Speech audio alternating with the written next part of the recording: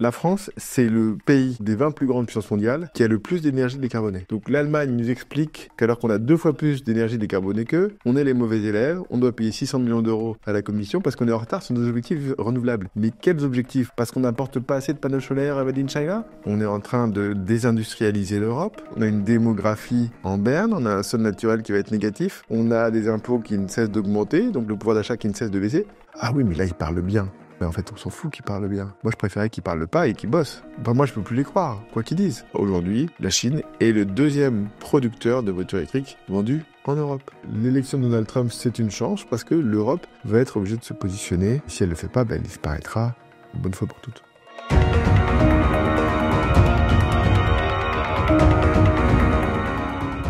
La crise énergétique est-elle toujours derrière nous? S'apprête-t-elle toujours à frapper notre continent perfusé aux énergies renouvelables intermittentes?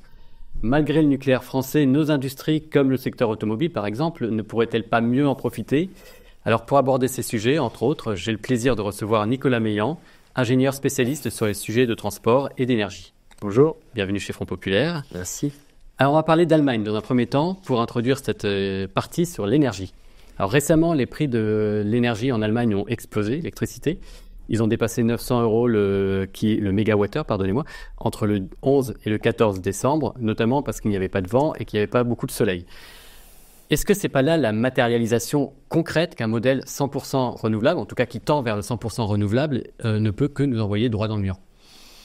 Alors, premièrement, ça n'a pas touché que l'Allemagne, parce que comme nous sommes tous pays scandinaves interconnectés, ça impacte en fait tous les voisins, puisque on a la loi du marché, donc c'est l'équilibre offre-demande, et donc ça va tirer les prix de tous les autres pays vers le haut, et ça n'a pas plu à certains d'entre eux, comme les pays scandinaves, Norvège ou Suède. Moi, j'avais écrit un papier en 2017 où justement... d'ailleurs, c'était un peu contre un article du Monde qui disait que c'était incroyable, l'Allemagne, les énergies renouvelables, c'était fantastique. Je montrais dans ce papier qu'ils avaient en fait remplacé déjà leur nucléaire par du charbon, premièrement, ce qui n'est pas forcément idéal sur la transition énergétique, et que deuxièmement, on risquait d'avoir un problème vers 2025 et de se retrouver dans cette situation qu'on a vécue la semaine dernière, où quand il n'y a pas de soleil et qu'il n'y a pas de vent, soit on se met tous dans notre cabane à la bougie, soit on a des prix d'électricité qui explosent. Et ça, c'est le problème de l'électricité renouvelable, parce qu'on est sur quelque chose qui, malheureusement, ne se stocke pas. Et donc, ça crée ces variations. Donc, alors, on n'est pas encore 100% renouvelable au niveau européen. Je regardais un petit peu les chiffres. Si on regarde les capacités de production, en grosso modo, en Allemagne, en fait, ils avaient, si je ne dis pas de bêtises, à peu près 100 gigawatts de ce qu'on appelle pilotable. Donc pilotable, on appuie sur un bouton, ça fonctionne, on appuie sur un bouton, ça s'arrête. Donc ça, c'est pétrole, gaz, charbon, nucléaire. Même si nucléaire ou le charbon, ça prend un peu plus de temps que juste du gaz. Et là, ça peut vraiment aller très très vite.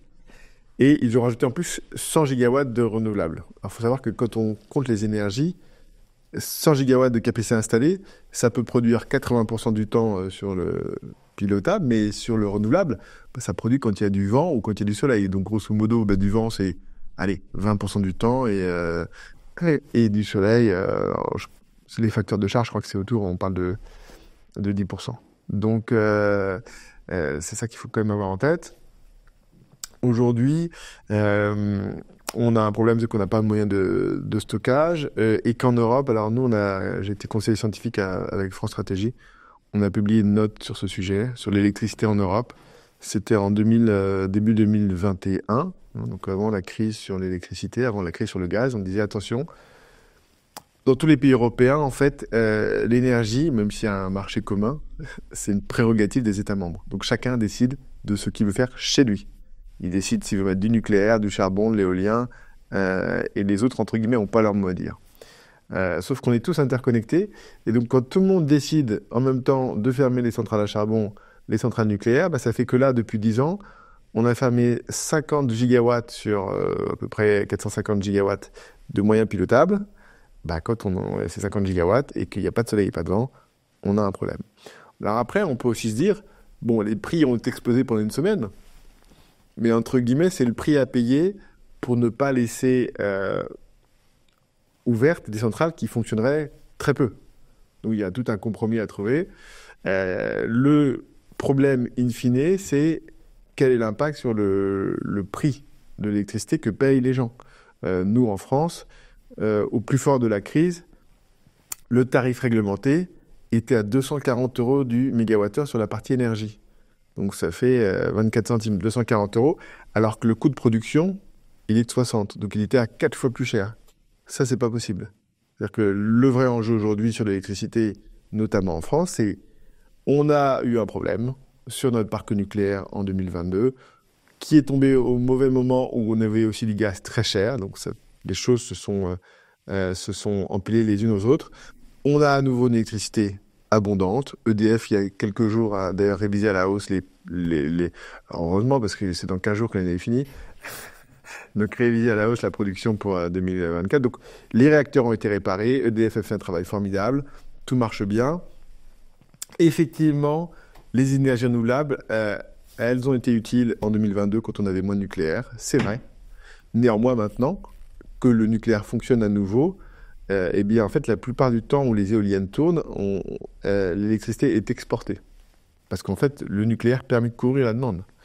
Donc, quelque part, elles viennent aussi en concurrence au nucléaire au niveau de l'exportation. Et c'est ce que j'avais dit lors d'une audition au Sénat en début d'année, sur une commission d'enquête justement sur les prix de l'électricité. C'est les renouvelables, c'est très bien dans certains pays, que ce soit en Angleterre, en Allemagne, quand ça permet de remplacer du charbon en complément avec du gaz, parce que ça ne va pas que tout seul. Mais en France, on a déjà une électricité complètement décarbonée, où la demande d'électricité baisse depuis 15 ans. Ça, les gens l'oublient. On va y venir. Ça baisse depuis 15 ans. Donc les gens nous expliquent, oui, mais ça va augmenter de 50%. Mais ça fait 10 ans qu'on nous dit que ça va augmenter de 50%. Elle est où la hausse? On est en train de désindustrialiser l'Europe, parce qu'on a une énergie, gaz, électricité 3 à 4 fois plus chère que la Chine, que les États-Unis. Elle va venir d'où la hausse? On a une démographie en berne, on a un sol naturel qui va être négatif, on a des impôts qui ne cessent d'augmenter, donc le pouvoir d'achat qui ne cesse de baisser. D'où va venir la hausse de l'électricité? Pourquoi il faut rajouter des énergies renouvelables? Et on peut avoir le même raisonnement. Pourquoi est-ce qu'on devrait construire 14 EPR? C'est la même... sur l'électricité, entre guillemets, alors je vais peut-être m'arrêter dans mon tunnel, mais en gros, la solution, elle est assez simple. Nous avons une technologie nucléaire que nous ont léguée nos ancêtres, qui est une technologie américaine, puisque c'est une licence Westinghouse, ce qui d'ailleurs était l'horreur du général de Gaulle, et qu'on a attendu qu'il soit mort pour pouvoir le faire. Parce que lui ne voulait pas de ces réacteurs américains, il voulait les réacteurs graphite gaz du CEA, qui était une technologie moins bonne.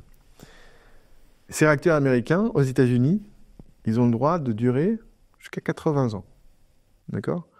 Nous, on est à 40, on a dû en passer quelques-uns à 50. Le seul enjeu aujourd'hui, c'est de se dire, est-ce que, alors qu'on a les mêmes réacteurs qu'aux États-Unis, est-ce qu'on est capable de les faire durer aussi longtemps? Sachant qu'ils n'ont pas les mêmes normes, et c'est là le problème. Sécurité, oui. C'est que, en fait, eux, les normes de sécurité, ce qu'ils exigent, ce qui respectent le cahier des charges du réacteur lors de sa construction, alors que nous, on demande de respecter le cahier des charges des réacteurs les plus récents aujourd'hui. Donc le réacteur qui a été construit en 1975, il est censé, entre guillemets, avoir le même niveau de sûreté qu'un EPR. C'est comme si vous me disiez, voilà, j'ai ma voiture ancienne, qui a 35 ans, il faut qu'elle fasse la même pollution qu'une voiture électrique. Donc en fait, on se tire un peu une balle dans le pied, pas qu'en Europe, c'est surtout franco-français, c'est-à-dire qu'on a des normes en Europe qui sont contraignantes, mais nous, Français, parce qu'on est plus intelligents que tout le monde, on va être encore plus contraignant que les normes contraignantes, donc plus blanc que blanc. Donc c'est vraiment là où est l'enjeu sur l'électricité, faire durer ces réacteurs jusqu'à 80 ans, et en fait le débat des normes ne se limite pas que à l'électricité, malheureusement, il marche aussi pour toute l'industrie, et si un jour on veut espérer réindustrialiser, qui est selon moi la pierre angulaire pour que la France puisse se redresser, eh bien ça ne se fera pas sans revoir nos normes et sans aussi, bien évidemment, essayer de faire ce qu'on dit en anglais du level playing field, c'est-à-dire qu'on ait une concurrence équitable entre les pays, ce qui n'est pas le cas aujourd'hui. Alors, vous disiez tout à l'heure justement qu'il y avait un principe de neutralité des pays vis-à-vis des autres en fonction de leur politique énergétique. On ne critique pas le voisin, pourtant ce qu'a fait la Suède. La Suède récemment a vivement critiqué, la ministre de l'énergie suédoise a vivement critiqué l'Allemagne pour ses choix antinucléaires. Ils ont aussi également critiqué le Danemark, qui fait le même type de politique, et un peu le Royaume-Uni. Est-ce qu'il y a un espoir de voir le camp des antinucléaires définitivement marginalisé en Europe, ou est-ce que c'est illusoire à ce stade? Alors, en fait, depuis 20 ans, on a ce débat sur le nucléaire. J'aime bien prendre un petit peu de recul pour voir un peu le contexte. Le contexte de la sortie de Tchernobyl, en fait, a fait beaucoup de mal. Un peu sur la zone, mais surtout beaucoup en termes de politique. Il y a eu beaucoup d'impact sur la suite. C'est ça qui donne naissance à ce monstre qui est le PR. C'est ça qui conditionne les opinions publiques en Allemagne notamment, et qui fait qu'en 1998, à peu près en même temps que nous, en fait, si vous voulez, en 1998, Schröder gagne une élection, il a besoin des écolos, 6 millions de voix, 3% des votes, non, c'est l'inverse d'ailleurs, plutôt 6% des votes, 3 millions de voix, et donc il dit, écoute, on fait une coalition, mais tu sors du nucléaire en 20 ans. Et nous, en même temps, en 98, on tue le nucléaire du futur, puisque c'est là où Corinne Lepage, d'ailleurs très fière d'elle, va mettre fin à Superphénix, qui était la 4e génération et sur lequel on avait 20 ans d'avance. Donc on est assez calé avec les Allemands sur ce timing. Et puis... Dominique Voynet plutôt. Oui, Dominique Voynet. Non, mais j'ai eu Corinne Lepage a fait du mal au nucléaire, mais... Non, parce qu'en fait, Dominique Voynet, elle signe, mais en fait, celle qui a fait vraiment le mal depuis 92, c'est Corinne Lepage. Mais Dominique Voynet signe. Et non, mais même Corinne Lepage, d'ailleurs, à l'époque, est ministre aussi, en 98 dans la gauche loyale. Donc, les Allemands ont été conditionnés. Pourquoi est-ce que les Allemands n'aiment pas le nucléaire? On n'aura pas l'historique, mais en fait, parce que pendant la guerre froide, ils étaient entre les deux camps. Donc, ils étaient plutôt... ils n'avaient pas envie de s'en prendre, entre guillemets, une sur la tête. Et c'est quand même de là qu'est née cette peur du nucléaire. Nous, en France, on a eu un débat stérile entre nucléaire et écolo. De toute façon, on construisait ni l'un ni l'autre. Et on avait trop d'électricité. Donc, il n'y avait pas de débat. En fait, le débat, il s'est posé quand les prix ont commencé à augmenter. Et là, les gens, si vous voulez, la facture d'électricité, avant 2020, personne ne savait sur quel contrat il était. Personne ne savait quelle consommation il avait en kilowattheure. Personne ne savait combien il payait, quasiment, entre guillemets. C'est vraiment un truc qui est, je ne vais pas dire inodore, incolore, mais c'est pas comme quand on va faire le plein de sa voiture et que là, on se prend 70 €. Alors maintenant, les gens, ils savent toujours pas combien ils consomment du kilowattheure, mais par contre, la facture, l'augmentation, ils l'ont bien senti. Donc là, on se pose les vraies questions.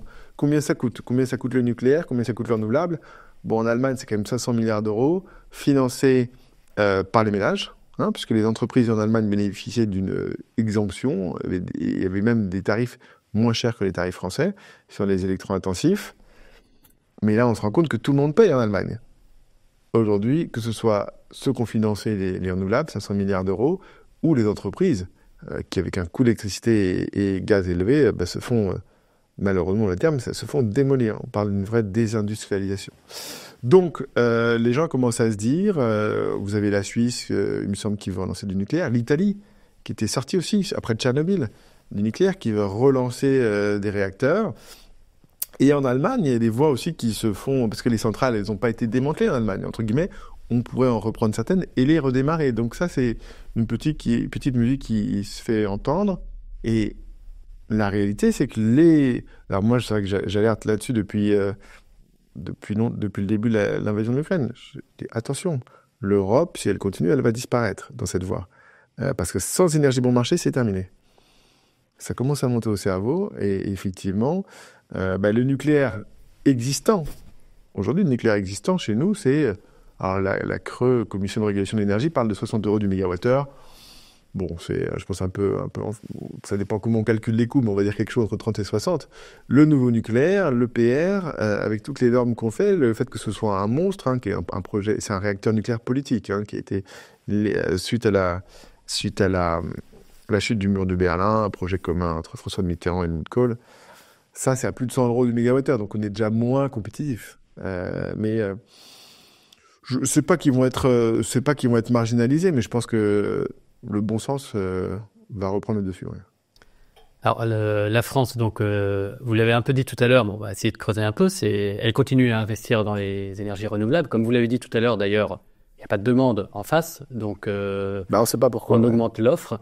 On investit quand même, alors les derniers chiffres du ministère de l'écologie, c'était 14,4 milliards pour 2021. Je n'ai pas trouvé les chiffres les plus récents. Ça reste des sommes colossales. Et on prévoit 42% d'énergie renouvelable dans le mix énergétique à horizon 2050, d'après la dernière... On prévoit ou c'est l'objectif Alors, c'est européen? l'objectif de la dernière Ça, PPE, ouais. dernière mouture de la PPE, Ouais. loi de programmation pluriannuelle de l'énergie. C'est en pure perte pour vous, si je résume. Bah, il faut être un petit peu...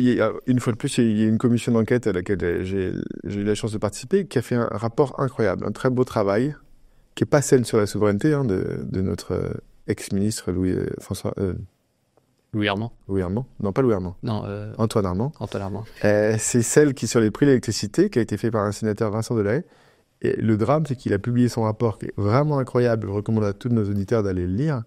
Il a publié ça entre le premier et le second tour des élections législatives. Donc autant dire que dès qu'il y a eu la dissolution, c'était terminé. On ne parlait plus de rapport. Il a fait vraiment un travail remarquable. Il a regardé justement tous les problèmes liés à la demande, parce que ça, c'est quand même... En fait, la demande, aujourd'hui, vous avez des gens qui font des scénarios, mais c'est même pas des scénarios, c'est du wishful thinking. Hein. C'est quand ils voient tous. Alors, c'est marrant parce que récemment, ce que vous oui, excusez-moi, vous avez raison. C'est comment on dit en français d'ailleurs, je sais pas. C'est des hypothèses ou c'est des vœux qu'ils aimeraient qu'ils se réalisent. C'est comme ça que ça se traduit. Mais en fait, là, on voit notamment récemment RTE qui dit bon, ben, finalement, on va pas faire plus 50, mais plus 40. Enfin, les projections diminuent. Moi, je pense qu'aujourd'hui, il faut être réaliste. L'Europe est en phase terminale. Je vois pas d'où va venir l'augmentation de la consommation d'électricité. Alors, on va vous dire, oui, ça va venir peut-être des voitures électriques. Bon, ça tombe bien, je suis un spécialiste des voitures électriques. Alors, combien ils s'en vendent aujourd'hui? Ben, ça représente 15% des ventes. Qu'est-ce que ça pourrait représenter à horizon 2035? Voilà, on va se projeter. Peut-être une voiture sur 5. Ouais, une voiture sur 5, ça va pas poser de problème pour les charger. Et avec ce qu'on a comme nucléaire, il n'y a pas de souci. Hein. Donc, on voit beaucoup d'hydrogène arriver. Bon, l'hydrogène, franchement, c'est une énergie qui a un super avenir et qui l'aura toujours. Hein. C'est comme ça que ça se traduit. Donc, j'y crois pas non plus. Donc, il n'y a pas de demande. Ça va pas augmenter. Par contre, on continue à empiler des choses qui nous coûtent cher. Qui nous coûte très cher. L'augmentation de tout ce qu'on paye, les tarifs de distribution, hein, parce que dans l'énergie, dans l'électricité, on paye 3 choses. On paye l'énergie, on paye le réseau, d'accord, la transmission, distribution, et on paye des taxes. Eh ben, un réseau et taxes, ça a fortement augmenté avec le développement du renouvelable, parce qu'il faut les raccorder, ça coûte très cher. Hein. Je crois qu'on parle de peut-être 200 milliards d'euros à horizon 2040, hein, c'est quand même beaucoup d'argent, donc 10 milliards d'euros par an. Et puis derrière... C'est des sommes astronomiques pour quelque chose dont on n'a pas besoin. Mais on est en surproduction en Europe, c'est-à-dire que l'été, les prix sont négatifs ou nuls. On n'a jamais eu autant d'heures de prix négatifs en Europe, parce qu'on n'est pas capable de la stocker. Et l'hiver, on a des situations où les prix explosent. On continue à rajouter. Et le problème, vraisemblablement, c'est pas tant le problème qu'on a connu la semaine dernière, c'est que quand vous avez trop d'électricité sur le réseau, que vous n'arrivez pas à la consommer, en fait, ça peut aussi créer un blackout. Et je pense que le risque du blackout, il est plus important sur le fait qu'on en ait trop que sur le fait qu'on n'en ait pas assez. Vous avez parlé de l'hydrogène, c'est intéressant parce que dans cette fameuse projet de PPE, il y a un objectif sur l'hydrogène d'une capacité d'électrolyse de 8 gigawatts d'ici 2035. Alors aujourd'hui, j'ai regardé les chiffres, on en est à 30 mégawatts et les projets annoncés, c'est 300 mégawatts. Donc, d'ici 2035, c'est demain. Donc, ça me paraît hautement difficile à atteindre. Et ce qui m'intéresse derrière, c'est à quel point nos décideurs, et vous l'avez déjà dit un petit peu, sont déconnectés des réalités logistiques, physiques, scientifiques, selon vous. Bah, tout à fait, puisqu'on est dans la religion. Donc, on est dans la religion, on est dans la transcription, en fait, d'objectifs européens. Voilà, on a des objectifs européens. La France doit atteindre X% de renouvelables. Pourquoi? On ne sait pas. Alors qu'on a déjà, et je le rappelle volontiers, la France, c'est le pays des 20 plus grandes puissances mondiales qui a le plus d'énergie décarbonée. D'accord? L'énergie, je le rappelle, c'est la moitié de l'électricité, la moitié pétrole, gaz, charbon. Okay? Donc nous, on a déjà la moitié qui est décarbonée. L'Allemagne, c'est un quart. Donc l'Allemagne nous explique qu'alors qu'on a 2 fois plus d'énergie décarbonée qu'eux, on est les mauvais élèves, on doit payer 600 millions d'euros à la Commission parce qu'on est en retard sur nos objectifs renouvelables. Mais quels objectifs? Parce qu'on n'importe pas assez de panneaux solaires made in China, fabriqués au charbon? Quel est le problème? Donc on est dans un monde... Alors vous avez les gens qui sont un peu en même temps. C'est-à-dire que vous avez Agnès Pannier-Runacher qui va vous dire oui, mais non, c'est important de reconnaître l'énergie décarbonée plutôt que le renouvelable, mais qui va quand même encourager la multiplication des fermes éoliennes offshore, en mer. Bon, on ne sait pas vraiment pourquoi. Donc c'est un peu la Macronie dans tout son arc. On est entre deux chaises. Un peu plus de science, effectivement, où voilà, on regarde quelle est la demande, quelle est l'offre, comment on peut faire... Le vrai débat, une fois, je vous l'ai dit tout à l'heure, c'est comment est-ce que notre parc nucléaire, qui est vraiment notre atout stratégique, comment, on retrouve un prix, comment est-ce que le prix de l'électricité reflète ces coûts qui sont amortis, ce qui n'est pas le cas aujourd'hui, et pour les consommateurs, et surtout pour nos entreprises, qui sont plus compétitives aujourd'hui en France. Et 2, comment on entretient ce parc et on le fait durer jusqu'à 80 années, comme les Américains, ce sont les mêmes centrales. Alors l'un des arguments qu'on pourrait vous donner pour les renouvelables, c'est la fameuse indépendance énergétique, souveraineté énergétique. Ça, c'est ce que vont dire les partisans du renouvelable. Ils vont dire que les panneaux solaires, justement, c'est un gage de production souveraine. Mais comme vous l'avez rappelé vous savez, on est autant souverain sur le pétrole que sur les panneaux solaires. Je vais vous expliquer pourquoi. Alors déjà, le pétrole et les panneaux solaires, donc solaire c'est renouvelable. Bon, le pétrole c'est bio. Bon, si on veut s'amuser, on peut dire que le pétrole et le charbon c'est bio. Deuxièmement, il se trouve que la transformation du pétrole, on le fait chez nous. Ça s'appelle une raffinerie. Mais qu'est-ce que c'est un panneau solaire? C'est la transformation du soleil. Voilà. Donc, ce qui est utilisé pour la transformation du panneau solaire, il vient de Chine. Ce qui est utilisé pour la transformation du pétrole, il vient d'ailleurs. Mais la transformation se fait chez nous. On est autant souverain sur le pétrole que sur les... Donc, ça nous rend pas plus souverain. D'ailleurs, sur le nucléaire, c'est aussi la même chose. Pour l'instant, l'uranium, il ne pousse pas encore dans le jardin de l'Élysée. Donc, le terme souveraineté, ça veut dire quoi? Ça veut dire qu'on a le contrôle. On a le contrôle. On peut avoir des partenaires. On n'est pas obligé de tout faire tout seul, mais on contrôle les choses. Le problème, c'est qu'avec la Chine, on ne peut pas dire qu'on a le contrôle. Donc, ils fabriquent. On parlera tout à l'heure des voitures, mais ils fabriquent les panneaux solaires, les moteurs d'éoliennes, ils fabriquent les batteries. Et le jour où on n'est pas sympa avec les Chinois, ils vont arrêter de nous les envoyer. Qu'est-ce qu'ils ont fait il y a quelques jours avec les Américains? Ils ont arrêté d'exporter des métaux sur lesquels ils ont le contrôle, comme par exemple le gallium, qui rentre dans la composition des semi-conducteurs. Et donc les Américains, ils vont devoir se passer de ce gallium, ce qui va être très compliqué pour eux. Ils peuvent le faire sur tous les métaux. Sur le cobalt, ils maîtrisent 80% du raffinage du cobalt. C'est un métal très important pour les batteries. Donc on est en train de se mettre pieds et poings liés. Et c'est la grande différence entre les Américains et l'Europe. Les Américains qui, pour le coup, ont vraiment une politique souveraine, c'est-à-dire, moi, je veux bien faire la transition énergétique, mais à condition qu'elle se fasse chez moi, avec mes technologies, mes métaux, et pas en important ça d'ailleurs. Alors que l'Europe a toujours été, elle, pour toujours importer les choses à moindre coût. C'est le coût qui compte, c'est pas la localisation. Et donc, entre guillemets, pour être beau sur la photo, sur des objectifs, alors que les émissions de l'Union européenne, le CO2, ça représente très peu par rapport aux explosions, aux émissions qui ont explosé en Chine, en Inde, en Indonésie, et qui fait que malgré 29 COP, là, vous savez, les fameux apéros géants à plusieurs dizaines de milliers de personnes, les émissions de CO2 n'ont jamais été autant élevées que cette année. Ça fait 29 ans qu'on essaie de les faire baisser, visiblement on n'y arrive pas. On propose de parler du parc nucléaire. Il y a quelque chose qui n'est pas facile à comprendre quand on vous écoute, quand on voit les chiffres, c'est qu'on a une électricité abondante, vous le dites vous-même, il y a trop d'offres, pas assez de demandes, et pourtant on a le sentiment que nos industries sont totalement tirent la langue, sont coupées, les mots m'échappent, mais sont matraquées d'un point de vue prix de l'électricité. Comment on explique ce paradoxe? Parce que, tout simplement, parce qu'ils ne bénéficient pas des coûts faibles, si vous voulez, de notre parc nucléaire. En fait, EDF était auparavant, et il y avait une version de service public. Mais en fait, c'est plus le cas. Même si ça appartient à l'État, Luc Rémont, il gère ça comme une entreprise privée qui veut faire des bénéfices.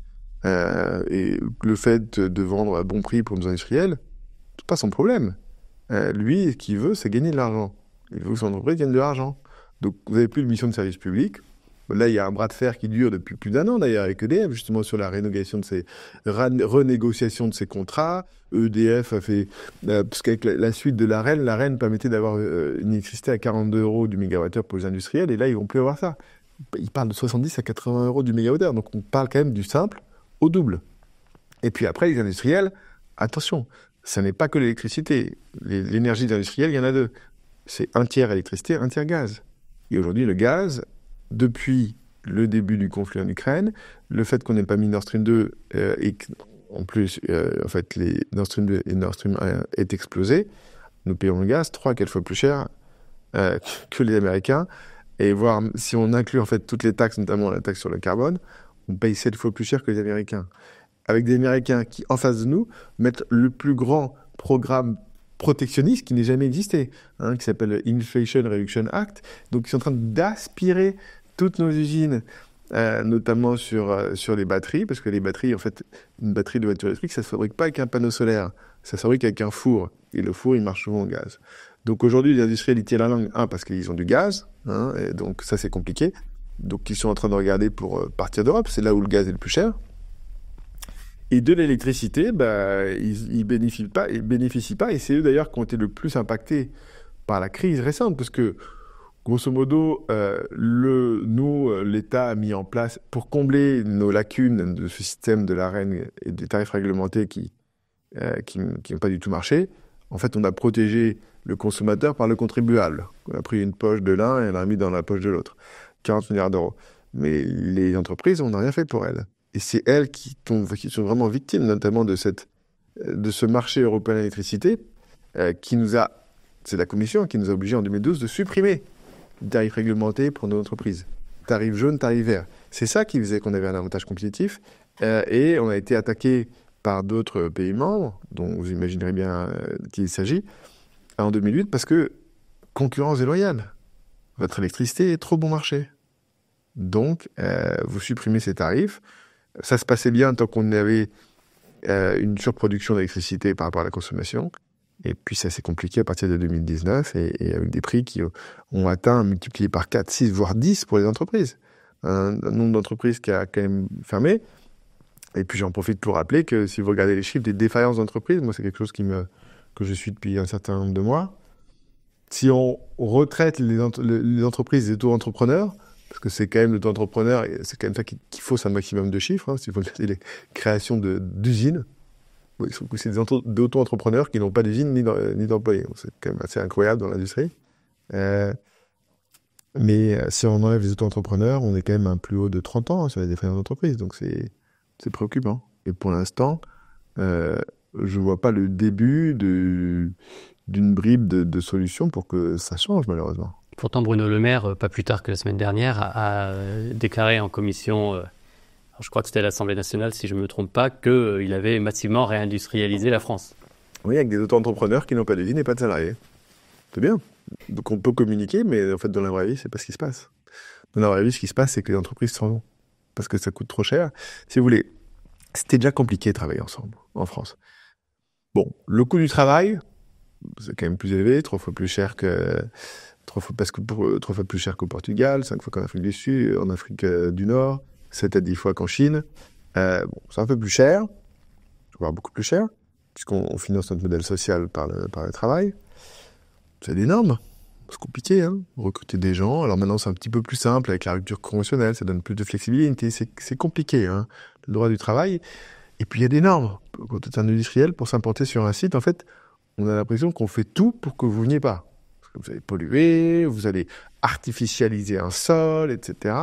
C'est le parcours du combattant. Mais, à la fin, vous aviez des infrastructures qui sont bonnes en France, c'est vrai, et vous aviez un prix d'électricité de très bon marché. C'était la seule raison pour laquelle les industriels venaient chez nous. Ça, c'est fini. C'est terminé. Donc, les normes, on continue à les empiler les unes sur les autres.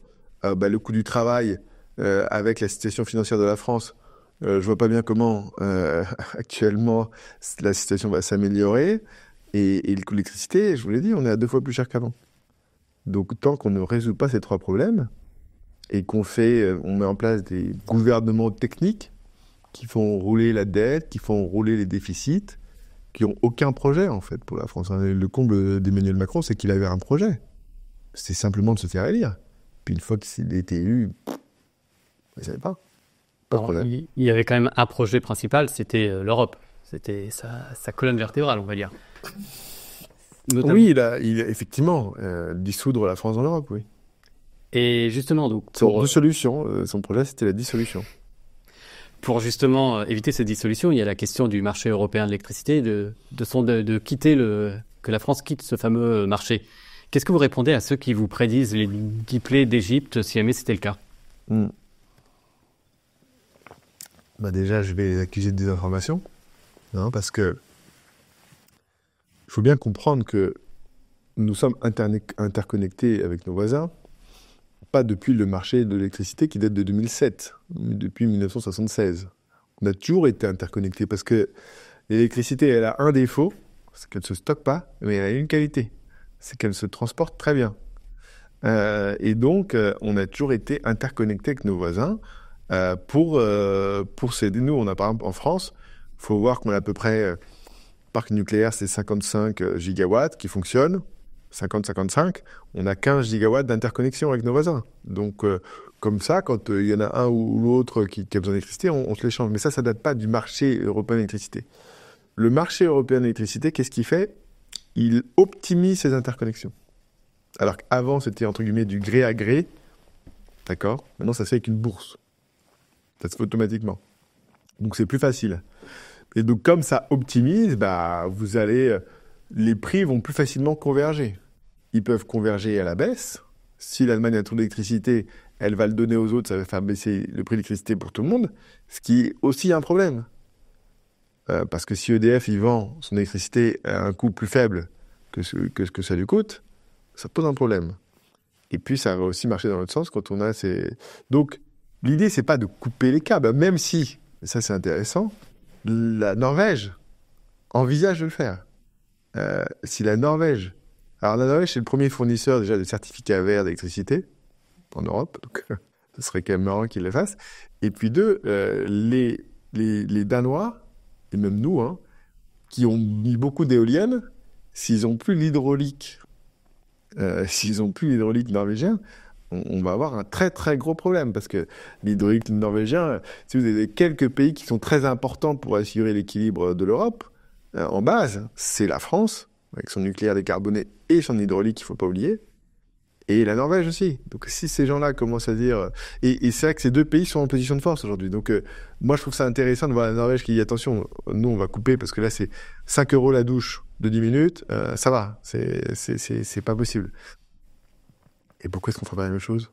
On est en position de force, on est la base de production d'énergie pilotable décarbonée de l'Europe. On fait vraiment c'est nous qui devons décider, c'est nous qui devons imposer notre... On est vraiment en position de force aujourd'hui, donc je vois pas ce qu'on attend pour défendre nos intérêts. Je pense que c'est peut-être parce que nos dirigeants n'ont pas l'habitude, qu'ils l'ont jamais fait, qu'ils ont du mal à le faire.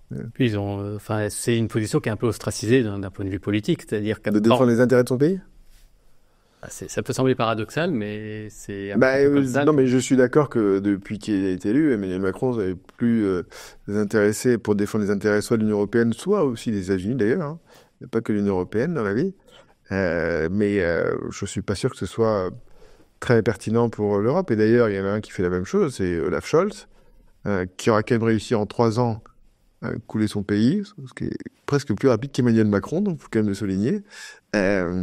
Mais les Allemands vont se réveiller, je pense, et vont à nouveau, j'imagine, redéfendre leurs intérêts. Mais attention, avec l'élection de Donald Trump, si on continue à faire semblant et à faire des gouvernements techniques finalement qui font juste que rouler ou pousser l'existant, ça va s'empirer encore plus vite. Est-ce que notre classe politique Alors, j'ai un peu posé la question tout à l'heure, mais là, je la repose vraiment dans ce contexte-là, et suffisamment mature pour justement se dire, il y a Donald Trump, il y a une urgence, il faut faire quelque chose. On a le sentiment que c'est vraiment des sujets qui les dépassent totalement, qui ne les intéressent pas quelque part. Ah, c'est, moi je considère que les dirigeants politiques, alors je peux pas tous les mettre dans le même panier, bien évidemment, il y en a qui sortent du lot, mais in fine, c'est toujours des pros de la communication. Et le problème, c'est que c'est qu'on recherche, les Français aiment bien ça. Ah oui, mais là, il parle bien. Mais en fait, on s'en fout qu'il parle bien. Moi, je préférais qu'il parle pas et qu'il bosse et qu'il agisse. En fait, les Français sont à la recherche de pros de communication. Donc, ils vont vous dire, bah, moi, je peux plus les croire, quoi qu'ils disent. Moi, je ne me fie que aux actes. Voilà. Et comme il y en a peu, bah, c'est compliqué de voir beaucoup de choses. Mais moi, je m'intéresse aux actes. Si je prends mes sujets de prédilection, je vais vous en citer quelques-uns. Sur l'industrie, des gens qui connaissent un peu le sujet et qui sont sincères, franchement,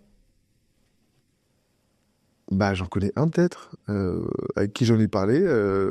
Peut-être qu'il y en a d'autres, hein, mais par exemple, François Ruffin, originaire de Picardie, région sinistrée par des délocalisations dans le pneumatique, dans l'électroménager. Oui, c'est ce que c'est, une usine qui ferme, etc. Et j'en ai pas beaucoup d'autres.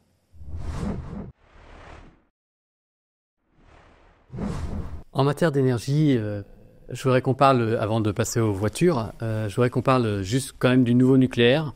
Parce que pour l'instant, on en a beaucoup entendu parler, mais on voit pas grand-chose de concret à l'arrivée. Donc, est-ce que vous savez où on en est un petit peu notamment d'un point de vue purement financement, parce qu'on ne sait pas trop comment ils vont être financés, ces futurs réacteurs. Bah alors, donc nouveau nucléaire. Ah, m'en voulez pas, mais je vais repartir un petit peu en arrière déjà. Quand on parle de nouveau nucléaire, on parle d'EPR. Il faut quand même savoir que à partir des années 80, nous, le nucléaire, c'était pas l'EPR en fait, c'était la 4e génération. C'était donc ce qu'on appelait Phénix, puis Super Phénix. C'est des réacteurs qui produisent plus d'énergie que ce que vous mettez à l'intérieur et qui produisent enfin bref, qui utilisent tous nos déchets notamment pour produire l'électricité. La 4e génération. C'est la 4e génération, voilà. Sauf que 90, chute du mur de Berlin, EDF à l'époque raflait tout, les contrats. C'était vraiment le leader mondial. On raflait tous les contrats d'exportation. D'ailleurs, c'est nous qui avons fait la première centrale nucléaire en Chine. Hein. C'est une centrale française, dirigée par des Français. Et c'est là où, d'ailleurs, la seule admiration que les Chinois ont encore pour nous, c'est sur le nucléaire. Et là, on avait construit déjà un certain nombre de réacteurs avec ce qu'on appelle des effets de série. Et puis, on améliorait constamment, amélioration continue de nos réacteurs au fur et à mesure qu'on avait le retour des premiers réacteurs mis en place. Donc, on avait vraiment une longueur d'avance. Siemens en Allemagne au bord de la faillite. Donc, Helmut Kohl vient voir François Mitterrand et faire peut-être qu'on pourrait faire un Airbus du nucléaire. Bon. En fait, Airbus, c'est un projet européen, mais qui a fonctionné parce qu'il n'y avait surtout pas les États dedans, ni la Commission. Là, dès que vous entendez un projet Airbus de quelque chose, souvent, c'est pas bon signe. Et donc, ça consistait en quoi ? Alors, François Mitterrand, à l'époque, avait une conseillère, son bras droit, le bureau de sa côté, qui s'appelait Anne Lauvergeon. Oui, c'est une super idée, on va faire ça, c'est génial. Regardez, on va prendre la technologie française, la technologie allemande, l'autorité de sûreté française, l'autorité de sûreté allemande. On va mettre ça tous ensemble et ça va nous faire le réacteur de rêve. Bah non, ça a fait Frankenstein. Ça avait fait l'EPR, Frankenstein. C'est-à-dire qu'on a voulu tout mixer pour faire plaisir aux Allemands, mais ça fait... alors qu'on avait chez nous, à la suite de ce programme, un réacteur qu'on appelait le REP 2000, qui était le nec plus ultra, qui intégrait tous les retours d'expérience. Et on a dit EDF, non mais tu ranges ton truc, le REP 2000, là, tu le mets dans un carton, tu vas faire l'EPR. Et quelle erreur, quelle bêtise. Ensuite, en 98, la gauche plurielle, il aurait fallu construire ce nouveau réacteur. Et bien évidemment, ils n'ont pas voulu le lancer. Donc, il a fallu attendre Sarkozy en 2002 ou 2003. Il se trouve qu'on avait déjà beaucoup d'électricité. On avait surdimensionné notre parc. Donc on n'en avait pas forcément en plus. Mais il ne fallait pas perdre la main. Bon, on ne l'a pas perdu, mais ça nous a quand même pris 20 ans. Et à l'heure où nous parlons, il n'est pas encore raccordé. C'est un réacteur nucléaire. Le PR. Et puis là, Emmanuel Macron, si vous voulez... le roi du en même temps, il commence d'ailleurs son quinquennat en fermant la centrale Fessenheim, la plus moderne. parce qu'elle était refaite à neuf. À neuf. Ça, il n'a pas compris, mais elle est refaite à neuf. Il n'était pas obligé de le faire. Ça nous a coûté cher, notamment derrière, parce que c'était quand même 2 gigawatts qui nous ont bien manqué. Puisqu'on a, pour petite histoire, je crois qu'en 2022, on importe 12 TWh d'électricité, 12 ou 16, et Fessenheim, c'était 12 TWh. Donc, on voit bien qu'il y a un petit souci. Et puis derrière, il enterre un rapport. Donc, avec son ministre Nicolas Hulot, un rapport qui dit qu'il faut relancer le nucléaire. Le rapport Escoffier. Escoffier, voilà. Donc, celui-là, on l'enterre. Donc, pour enterrer, c'est facile. On met classé défense. Hop, comme ça, on n'en parle plus. Parce qu'un jour ou l'autre, il ressort, malheureusement. Et puis après, il retourne sa veste. Ah ben non, finalement, le nucléaire, c'est génial. On va faire 14 réacteurs. Mais en fait, ni l'une ni l'autre des décisions ne tiennent la route, en fait. Et à un moment donné, il faut se dire, quel est mon besoin? Qu'est-ce que j'ai? Quelle est la demande? Qu'est-ce que je mets en face de ma demande? Et comment j'y arrive? À quel coût, en fait? Non. Quand on est dans la religion, en fait, il n'y a pas de... Non, il n'y a rien de sensé, quoi. C'est que de l'émotion. C'est que de la communication. Donc voilà, on continue la communication. Alors, je vous propose de passer à un autre sujet très intéressant aussi, l'automobile. L'Europe, là, clairement, est frappée par une crise industrielle et donc l'industrie automobile en est l'une des principales victimes. Est-ce que vous pouvez nous dire à quel point cette crise elle est importante pour la France et ce que représente l'industrie automobile pour la France également? Alors, c'est un sujet que j'ai regardé quand j'étais conseiller scientifique à France Stratégie. On a fait notamment alors tous les papiers sont en ligne sur le site de France Stratégie. On a fait un rapport sur les politiques industrielles de la France depuis 40 ans. Et je me suis occupé, sur ce rapport de 600 pages, d'une petite partie de 16 pages sur l'industrie automobile. Donc, l'industrie automobile, elle n'a pas attendu 2022 en France pour avoir des petits soucis. Elle a commencé, il faut avoir en tête qu'on avait un excédent commercial sur l'industrie automobile de l'ordre de 15-20 milliards d'euros en 2000. D'accord, des biens et des villes, 15-20 milliards d'euros. On exporte des voitures. Aujourd'hui, on a à peu près moins 25 milliards. Qu'est-ce qui s'est passé entre les deux? Eh bien, ce qui s'est passé, c'est que vous avez l'élargissement de l'Europe aux nouveaux États membres. Vous avez les 35 heures. Et puis, vous avez le fait que nos constructeurs automobiles, par l'intermédiaire notamment de Carlos Ghosn, beaucoup moins patriotes que les Allemands, eh bien, ont préféré, au lieu d'investir et de moderniser nos usines en France, ont préféré ouvrir des nouvelles usines en Europe de l'Est, en prétextant que ça allait être des nouveaux marchés pour leurs voitures. Bon, vu le pouvoir d'achat des gens, ils n'en ont pas acheté beaucoup. Par contre, ils ont pu les rapatrier chez nous. Et dès qu'il y a eu une crise économique financière en 2008, eh bien, il faut fermer les usines qui coûtent le plus cher. Sans aucun doute, c'est celles de l'Europe de l'Ouest. Un chiffre, entre 2000 et 2010, vous avez 11 usines d'assemblage qui ferment en Europe de l'Ouest et 10 qui ouvrent en Europe de l'Est. Donc là, c'est pas un problème chinois, c'est un problème intra-européen. D'ailleurs, sur l'automobile, à date, que ce soit sur les voitures, mais ça marche aussi sur les pneus. Alors, comment ça se passe sur les pneus? C'est facile. Vous faites la même avec Bridgestone, ça marche. Et puis, qu'est-ce qui se passe dans les pays de l'Est? L'Europe donne des subventions pour ouvrir des usines. Donc, on paye pour délocaliser nos usines. C'est lunaire. Vous avez une usine, alors je ne sais plus si c'est Bridgestone ou Goodyear, en Pologne, payée avec les subventions européennes, donc nous sommes contributeurs nets, pour une usine qui est fermée en Picardie. Donc c'est ça qui s'est passé concrètement. Sur l'automobile, on a divisé par 2 le nombre d'emplois. Je crois qu'on est passé de 400 à 200 000. Et manque de peau, comme un emploi dans l'industrie automobile, c'est 4 emplois directs. Quand vous en détruisez 200 000, en fait, c'est 1 million que vous détruisez. Donc ça, c'est ce qui s'est passé depuis 2000. Mais, on avait encore quelques usines. On en a encore quelques usines. Pourquoi? Parce que le marché européen est le plus protectionniste au monde, avec le Japon. Mais ce n'est pas un protectionnisme avec des barrières tarifaires, c'est un protectionnisme avec des barrières réglementaires. Là où, quelque part, les normes peuvent avoir un intérêt. Et notamment, on avait des normes importantes sur ce qu'on appelle la sécurité passive, c'est-à-dire comment, une fois qu'une voiture a un crash, comment les gens sont protégés, est-ce qu'ils se font mal ou pas trop. Et on avait des normes sur la pollution, les gaz émis par les voitures. Qui fait que ça nous protégeait des voitures chinoises. Donc il n'y avait pas de voitures chinoises. Certains d'entre nous se souviennent peut-être d'un crash d'une voiture d'un 4x4 chinois qui avait été mis en pièces. Hein. Donc c'est pour ça que vous n'avez pas de voiture chinoise, ils ne respectaient pas les normes en termes de sécurité passive, donc pour le crash, ni sur les émissions de particules, d'oxyde d'azote, des pots d'échappement, parce qu'en fait, on était leader mondiaux là-dessus. Mais quand vous passez à la voiture électrique, qui est une autre religion au niveau de la Commission européenne, vous supprimez le pot d'échappement, donc les normes, elles sautent. Et pour le crash, en fait, le crash, moi j'ai été ingénieur crash dans l'ancienne vie, tout l'enjeu du crash, c'est que vous vous retrouviez pas avec votre moteur sur les genoux. Ça fait un peu mal. Sur la voiture électrique, le moteur il est beaucoup plus petit et beaucoup plus compact, donc c'est beaucoup plus simple de gérer ce problème.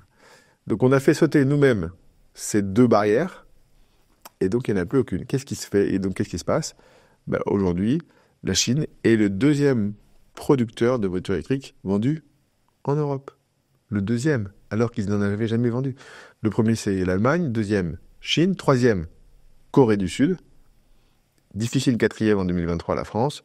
Et je pense qu'on va continuer à être rétrogradé petit à petit parce qu'on a trop de contraintes et que beaucoup d'usines sont parties. Hein. Alors Renault, par exemple, ça c'est intéressant. Renault a fait un effort, Luca Di Meo a fait un effort pour relocaliser la production de voitures en France, notamment à Douai, parce qu'il y a une opportunité quand même avec ces voitures électriques et leurs batteries, c'est que elles ont moins de pièces, elles vont utiliser moins de main-d'œuvre. Bon, on va dire que c'est pas bien pour l'emploi, mais si, parce qu'en fait, nous, si on a des robots, ça peut nous permettre, le robot en France et le robot en Chine, grosso modo, ils mangent la même énergie.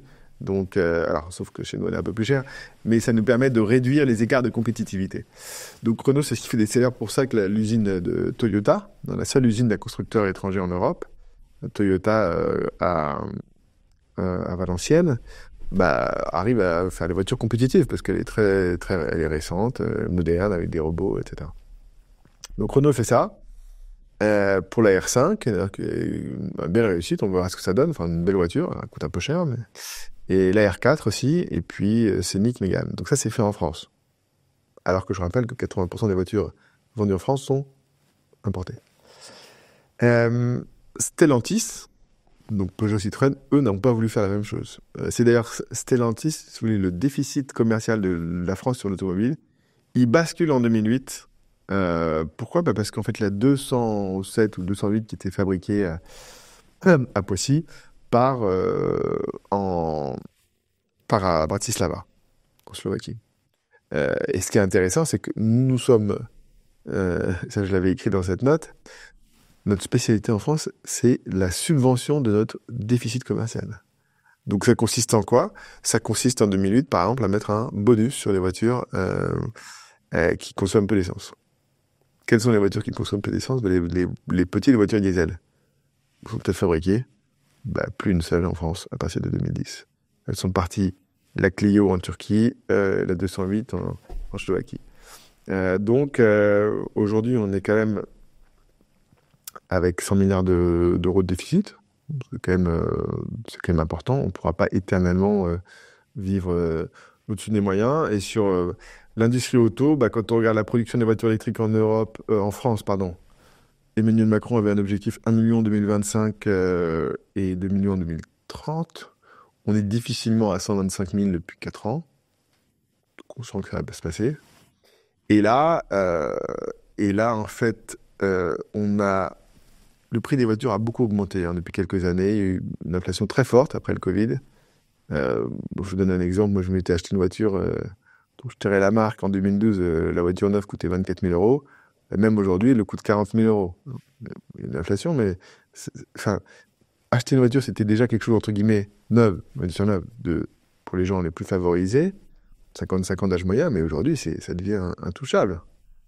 Et en fait, la voiture électrique, c'est encore pire, puisqu'il faut payer la batterie en plus. La batterie, c'est comme si vous payez le plein pour les 50 000 prochains kilomètres, à l'avance. Donc aujourd'hui, on veut ces voitures électriques. Là, la Commission européenne veut qu'on vende que ça en 2035. Par contre, on n'est pas organisé pour les produire. On n'a pas accès aux métaux. On ne contrôle pas ça. Et donc, on se condamne. Si on veut tenir cet objectif de 100% de voitures électriques, ce sera des voitures chinoises. Comme le panneau solaire. Avant d'aborder ce point-là, je voudrais quand même rebondir sur Stellantis parce que Carlos Tavares vient d'être forcé à la démission de son entreprise, donc Stellantis. On parlait de patriotisme. Bon, Carlos Tavares est portugais, donc c'est un peu compliqué, mais en tout cas, on peut pas dire que Stellantis ait vraiment joué le jeu de la France. Est-ce que pour vous, c'est une bonne ou une mauvaise nouvelle, son départ? Est-ce que c'est une bonne ou une mauvaise nouvelle? Je pense que le groupe Stellantis est arrivé dans une impasse. En fait, vous savez, c'est un petit peu c'est toujours le problème de l'automobile. C'est que vous avez beaucoup de patrons, c'est toujours la grenouille qui veut se faire plus grosse que le bœuf. L'histoire est tragique, mais à chaque fois qu'un constructeur devient numéro un, cette numéro un, si vous voulez, la prochaine crise économique, vous êtes le plus gros. C'est vous qui souffrez le plus, quoi. Donc, Carlos Tavares, il a quand même quelques succès. Il avait réussi, Stellantis, il faut le rappeler, en tout cas Peugeot Citroën, il était au bord de la faillite en 2012. Il a réussi, grâce à des véhicules dont qu'il n'avait pas décidé, qui sont des... Alors, ils étaient en faillite parce ils s'étaient pas lancés dans les SUV comme tout le monde. Mais sauf qu'en fait, quand ils ont des plus que des SUV, ils s'y sont mis un peu tard avec le 3008, 5008. C'est ça qui a permis de redresser la barre de Peugeot Citroën qui était à deux doigts de la faillite. Il a réussi à faire deux choses que personne n'avait jamais réussi avant lui, c'est rendre Opel profitable. Opel, c'était un canard boiteux. Toutes les gens qui avaient essayé de le racheter, avaient mangé la poussière. Il a fait la même chose avec Fiat. Fiat, mariage impossible. Et là, il avait un groupe énorme. Et en fait, comme Carlos Tavares pilote les entreprises comme beaucoup par la finance, par la marge, il a réussi à faire gagner beaucoup d'argent. Mais qu'est-ce qu'il a fait pour faire gagner beaucoup d'argent? Il était prêt à vendre moins de voitures, mais des voitures avec plus de marge. Donc pour lui, c'est bien. Mais pour des concessionnaires, ça, c'est pas bien parce que eux, quand ils vendent moins de voitures, ils gagnent moins d'argent. Et donc là, il s'était mis à dos quand même beaucoup de concessionnaires aux États-Unis. Et donc, en fait, il avait perdu sa légitimité sur un siège éjectable. Est-ce que c'est une bonne nouvelle qu'il soit parti? Je sais pas. Est-ce que c'est une bonne chose de se débarrasser du capitaine en pleine tempête? Je suis pas sûr. On verra ce que feront les suivants. Mais là, Stellantis a confronté à des challenges très importants. Voilà, il faudra voir ce que je peux pas vous dire par oui ou non ce qu'il en est. Mais vraisemblablement, il n'avait plus le choix puisqu'il y avait des accords profonds avec la direction. Donc, c'était la seule issue possible, de toute façon. Au niveau international, qui tire le plus son épingle du jeu de la Chine et des États-Unis? Dit différemment, qu'est-ce qu'il faut que l'Europe ne fait pas? Ils ont un projet industriel. Donc la Chine, eux, ça fait très longtemps, si vous voulez, en gros, les Chinois, c'est comme s'ils n'avaient pas de téléphone. Et ils se sont dit, on va passer directement au smartphone. On va pas passer par le Nokia Serpent ou même par le téléphone, le Nokia 5610 ou par le téléphone filaire. On va aller directement au smartphone. Donc, ils n'avaient pas d'industrie automobile. Non, ils n'avaient que des constructeurs étrangers. Je rappelle que Citroën, à l'époque, était un des plus grands constructeurs automobiles, ou vendeurs d'automobiles, en tout cas en Chine, avec Volkswagen. Et donc, ils se sont dit, nous, on va sauter des voitures essence diesel. On va aller directement sur la voiture électrique. Mais ça, ils l'ont décidé il y a 20 ans. Et ça, nous, on l'avait. Puisque finalement, les Chinois, la planification en Chine, ils n'ont pas tiré d'un chapeau, en fait. Ils se sont beaucoup inspirés de ce que nous, on a fait chez nous. Quand on avait un commissariat au plan, qu'on faisait des plans aussi, c'est ça qui a permis notamment de reconstruire notre pays après la Seconde Guerre mondiale. Donc on se projetait un peu, on avait un tout petit peu de long terme. Donc ils ont du long terme. Ils ont décidé qu'ils allaient être les leaders sur toutes les technologies. Ils font pas d'impasse. La voiture électrique en fait partie. Et donc ils ont subventionné, ils ont créé des géants. Parce que dans l'industrie automobile, comme dans l'industrie en règle générale, ce qui fait la différence, ce sont les économies d'échelle. C'est combien on produit. Quand on produit 2, 3, 4 fois plus, forcément, ça coûte moins cher. Donc, on a un avantage compétitif. Donc, eux se sont organisés, sauf qu'eux regardent le problème en entier, c'est qu'ils regardent toute la chaîne de valeur. Qu'est-ce que j'ai besoin dans ma voiture? J'ai une batterie. Qu'est-ce qu'il y a dans ma batterie? Des métaux. Ça, c'est des choses que la Commission européenne a découvert récemment. Ah bon, il y a des métaux dans une batterie. Ah d'accord, quels métaux alors? Du nickel et du cobalt. On en a? Non, on n'en a pas. Ah, qui les a? Les Chinois. Ah, on pourrait peut-être faire des stockages stratégiques. Bah oui, on peut, mais en fait, si c'est pas nous qui les raffinons et que c'est les Chinois, ça va pas changer grand-chose. Parce que s'il n'est pas raffiné, on n'en fait rien de ce métal. Donc, on est complètement dépendant de ça. Et aux États-Unis, eux, bah voilà. Et puis, alors, et puis ils ont le marché intérieur aussi chinois, bien évidemment. Je regardais les chiffres là, par exemple, parce que je travaille avec une société de données sur les voitures électriques, qui vit volume. 1 milliard, 1 milliard 4, non. En novembre, il s'est vendu 1,8 million de voitures électriques dans le monde. 1,4 million, c'est en Chine. Hein, donc c'est 3 quarts en Chine. 60, presque 65% des ventes. C'est gigantesque. Et pourquoi est-ce que les Chinois achètent des voitures électriques? Bah, tout simplement parce qu'ils font des voitures électriques qui coûtent moins cher que les voitures normales. Alors que nous, en Europe, la réglementation, qu'est-ce qu'elle encourage? Elle encourage à faire des tanks électriques. Un tank électrique, ça coûte cher, hein. 2,5 tonnes, beaucoup de batteries. Et donc, on s'est mis nous-mêmes un petit peu hors jeu. Et puis en face, on a les États-Unis qui, eux, je le dis souvent, Joe Biden a fait ce dont rêvait... enfin, Donald Trump en rêvait, Joe Biden l'a fait, quoi. Ce Inflation Reduction Act, qui est, une fois de plus, le plus grand plan protectionnisme de ces 20 dernières années, qui permet de donner des aides à l'achat aux voitures Made in USA. Hein, nous, en Europe, compliqué de faire du Made in Europe, on n'a pas vraiment le droit. Il faudrait faire Made in France, bien évidemment, mais ça, c'est passé contraire au traité de Rome.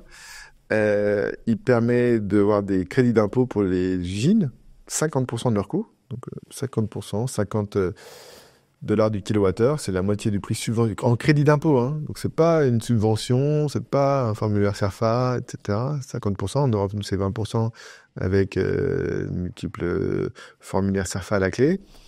Et donc ils ont fait la même chose sur les semi-conducteurs, donc ils sont en train de se réindustrialiser. Je voyais un chiffre qui passait récemment sur les panneaux solaires, exactement la même chose. Donc eux, ils se sont dit, ils se sont posé la question, comment cette transition énergétique peut être une opportunité pour réindustrialiser le pays.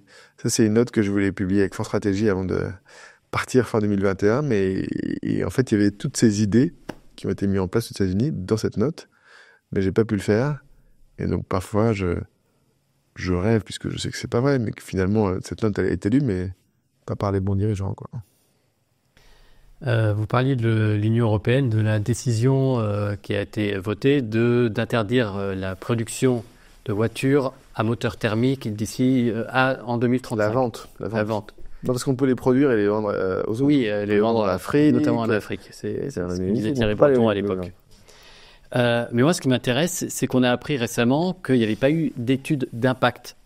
Ce qui paraît assez sidérant. En fait, les députés européens et la Commission européenne a décidé une mesure extrêmement symbolique, extrêmement forte industriellement parlant, sans en avoir prédit les conséquences. Ouais, ça s'appelle la religion. Donc, c'est pas choquant. Ça vous surprend pas plus que ça? Non, moi, l'inverse eût été surprenant. Non, par contre, il n'y a pas eu d'études d'impact, mais j'ai appris récemment qu'il y avait une Cour des comptes au niveau de l'Europe. Pour du compte de l'Union européenne, ça doit s'appeler comme ça. Alors eux, ils ont quand même fait une petite étude. Ils se sont dit, bon, votre objectif de 100% en 2035, c'est bien, mais ça n'aura pas les voitures. Enfin, pas en Europe en tout cas. Donc, on peut le faire, mais ça sera fabriqué ailleurs, en Chine. Donc, voilà, il va falloir choisir. Soit on continue et on est content parce que finalement, l'Europe, elle se veut le défenseur du pouvoir d'achat. Donc, elle veut les trucs les moins chers pour tout le monde. Donc si on continue comme ça, bah, ok, mais bon, plus d'usines. Soit il va falloir réfléchir un peu à cet objectif. On pourra probablement intégrer d'autres voitures que des voitures toutes électriques. Vous avez des voitures qu'on appelle les voitures électriques à autonomie prolongée, qui sont des voitures avec une batterie beaucoup plus petite, 5 fois plus petite, donc 5 fois moins de métaux, qui permet de couvrir vos trajets du quotidien. Et puis en plus, vous avez un petit générateur dans la voiture qui va fonctionner au pétrole, au biocarburant, au gaz, qui va vous permettre de faire plus d'autonomie. Donc il y a probablement un compromis à trouver. Moi, je pense qu'on y arrivera, j'y crois pas une seconde. J'y crois pas plus que l'objectif, si vous voulez, d'Anne Hidalgo de supprimer le diesel en 2024 à Paris. Moi, j'ai l'impression que j'en croise toujours de temps en temps. Là, 2035... C'est quand vous êtes sur de la religion, et alors, vous me parlez, je vais revenir là-dessus, vous me parlez, c'est quoi la différence entre la France et la Chine et les États-Unis?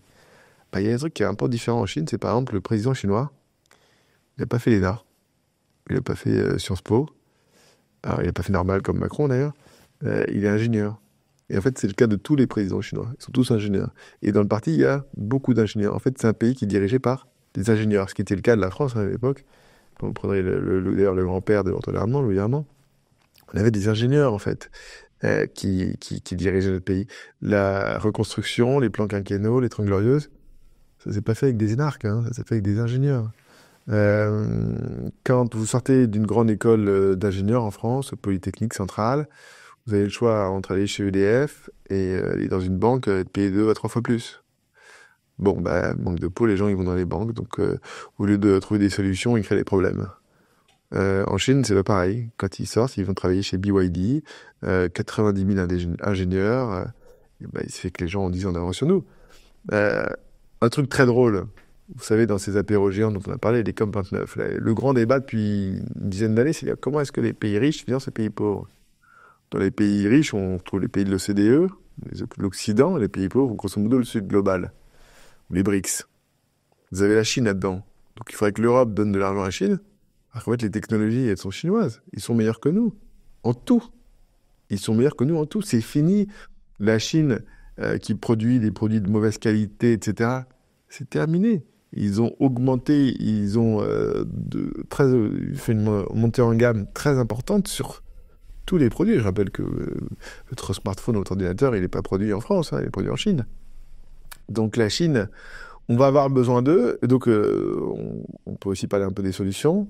Ce qu'on avait fait auparavant, c'est qu'on était allé en Chine avec nos usines, et on a transféré nos technologies. Ils ont bien appris les Chinois, bah maintenant on va faire la même chose, mais avec les Chinois. Il faut que les Chinois viennent chez nous avec leur technologie et nous aident à nous mettre à niveau. C'est ce qui s'est passé, ce qui a été annoncé par exemple la semaine dernière, qui me semble très pertinent. Un partenariat entre Stellantis, justement, ça a dû être fait de l'époque de Carlos Tavares, et le géant chinois CATL, hein, qui est un leader mondial de fabrication de batteries avec BYD. Au lieu de réussir de réinventer la roue sur les batteries, alors qu'on n'a pas les brevets, qu'on n'a pas les ingénieurs, qu'on n'a pas les technologies, qu'on a 10 ans de retard, ben non, vaut mieux s'allier avec le meilleur, CATL. C'est ce que fait Tesla depuis le début. Hein. Tesla, les gens ne le savent pas, mais ils n'ont jamais produit leurs batteries. Ils sont toujours alliés avec un producteur de batteries, Panasonic, CATL, BYD, LG dans certains cas. Mais malheureusement, cette idée d'Airbus de la batterie, de vouloir refaire nous-mêmes, réinventer la roue qui a été inventée par les Chinois il y a 10 ans, je suis pas sûr que ça marche. C'est pour ça qu'on a, moi je le dis souvent sur le ton de la rigolade, parce que je préfère en rire qu'en pleurer, mais l'Airbus de la batterie est quand même légèrement en train de se transformer en Boeing de la batterie. Hein. Vous avez Tesla qui a arrêté son usine en Allemagne, elle est en pause. Vous avez Northvolt qui est en faillite, le leader suédois, géant suédois. Vous avez ACC qui était avec Total, Stellantis et... alors Total par Saft, Stellantis et Daimler qui devaient faire 3 usines, il n'y en a plus qu'une. Alors ça tombe bien, c'est la française. Ils n'arrivent pas à sortir des batteries. Parce que beaucoup de rebuts. Puis c'est sur une techno, en fait, les Chinois ils sont déjà passés à la technologie après. Donc voilà, donc il faut accepter qu'en fait, il y a eu un inversement du tiers-monde, quoi. Le tiers-monde aujourd'hui, bah, c'est nous. L'élection de Donald Trump, c'est une chance parce que l'Europe va être obligée de se positionner. Si elle ne le fait pas, elle disparaîtra une bonne fois pour toutes. Les politiques mises en place, les zones à faible émission, si on autorise juste les 2 premiers déciles à circuler dans leurs grosses voitures électriques 4x4, je suis pas sûr que ça marche très bien. Le drame français, c'est d'appliquer la même solution à tout le monde, sans faire de distinction. Et le problème, c'est que c'est souvent la solution des bobos écolos parisiens. Nos hommes politiques sont déconnectés du réel.